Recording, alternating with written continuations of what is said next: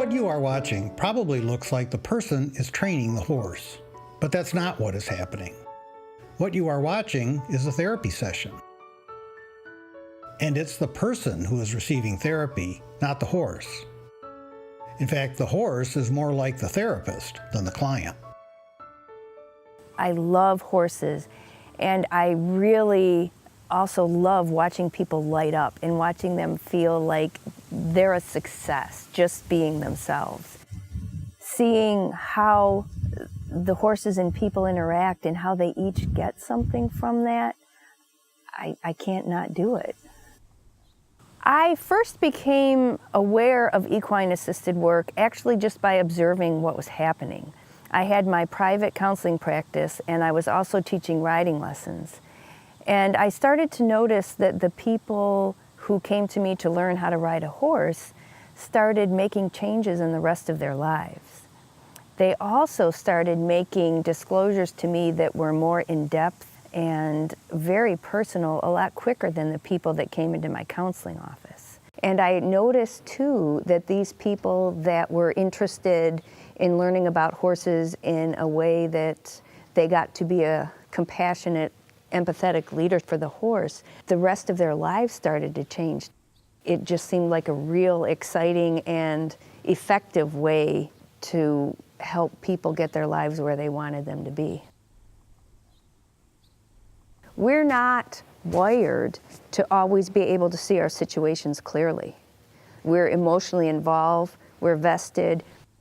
That's oftentimes why people end up wanting a therapist, a life coach, a support group.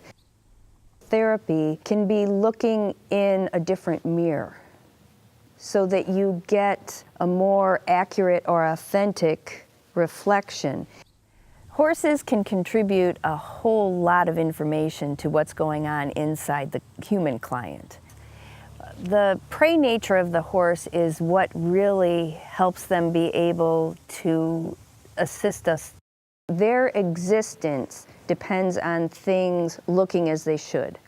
If that long grass looks as it should, they can put their head down and eat and graze. If that tall grass over there is moving kind of funny, there could be a cougar in there.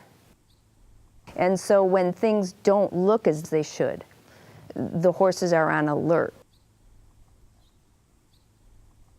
One of the exercises that we have used often is to have the client create a physical representation of a goal that they have, something that they're having a challenge creating in their lives.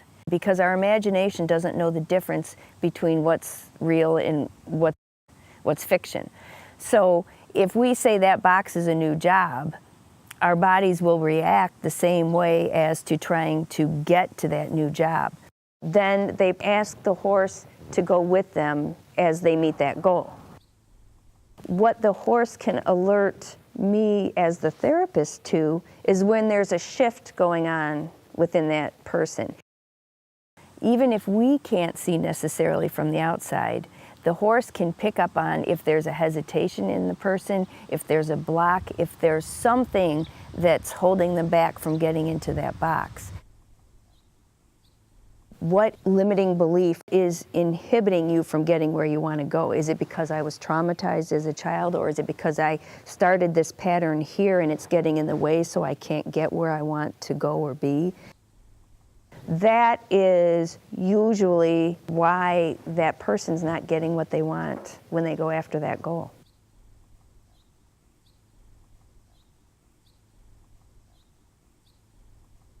Part of the session focuses on letting their leadership skills emerge, because however I can interact with this horse in a way that understands and honors who it is, those skills are the same things that people end up needing in their own lives to lead in the direction that they choose, to live by design rather than default. I do have an MSW, but I also have a lot of personal experience with basic talk therapy, cognitive behavioral therapy. The differences that I find with working with animals and then working with just talk therapy, you've got something else to focus on, so it allows your inhibitions and your boundaries to relax a little bit. maybe things will come out that you're not used to. I may sit with my therapist and have this conversation with them, but I may not be in tune with how I'm actually truly feeling. Horses will show you exactly what you're truly feeling, even if you're not aware of it. They are brilliant mirrors of what's going on. Working with horses, there's not a lot of dictating going on from the therapist point of view. It's a lot of the individual working with the horse themselves. It's the idea that I actually have say in this world, where a lot of individuals might not feel like they have a say. They actually have a say when it comes to working with the horses. The horses willingly participate in the healing process. One time I had a young man with autism coming out, and I went out into the field having in mind that I was going to bring Annie in to help me out. She let me pet her, and then when I went to put the halter on, she walked away. Keystone came up behind me and just kind of started nudging me in the back. And so I turned around and pet him. Then Keystone pushed me a little harder, and I said, okay, I get it. As we were walking up the driveway to go in the indoor arena, my client and his mom got here. And he burst out of the van, came, took Keystone's lead rope from me, and marched him right into the arena. Somehow the horses knew what needed to happen. Hidden Promise is housed here at Blue Gates Farm. The farm is a little over 80 acres. We keep the horses here as close to their natural state as we can. They don't live in stalls. They're allowed to move around and eat grass and hay.